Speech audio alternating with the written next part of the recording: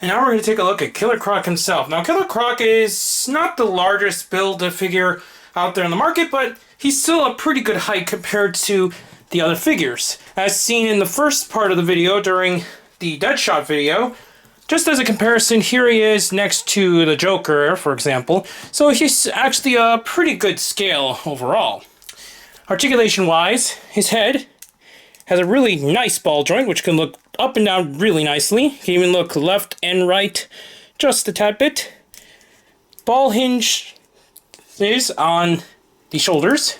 A lot of good movement. Single joints at the elbows, along with a bicep swivel. Single wrist articulation with these able to remove if you wished to change it to the non-bandage hands if you got the other version. Full waist articulation. A really good ab crunch. Outward hips. Forward and back as well. Swivels at the thighs. Single joints at the knees.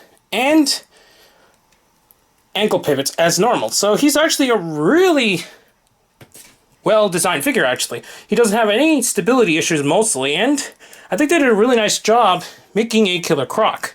Now we're going to take one last look at all of them together one last time. And here's the entire team together once again. Now, it is still weird that both El Diablo and Rick Flag ended up becoming Walmart exclusives, which I currently do not have, so unfortunately I was not be able to review them, obviously. And without them, it seems kind of incomplete, especially since just how important both characters actually were in the overall aspect of the film. Rick Flag made a little bit more sense, but it's a real shame that El Diablo ended up becoming Walmart exclusive since his character was actually one of the strongest throughout the entire movie, and that was actually kind of a surprising thing to see in the film itself.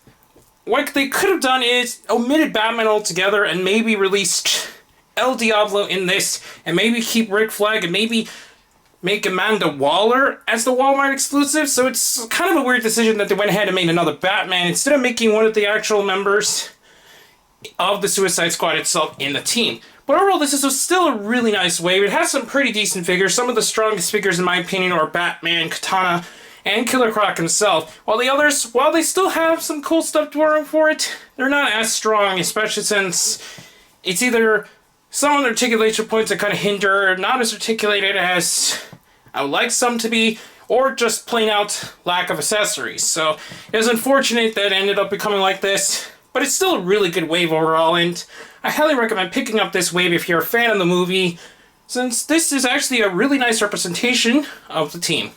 Anyways, please comment, subscribe, and check out Hero Taco and Hero Club. Also, please check my Twitter under DarkOn633. Don't forget to comment, rate, and subscribe, and I'll be back with more reviews in the future, but now I'll be seeing you YouTube. Bye.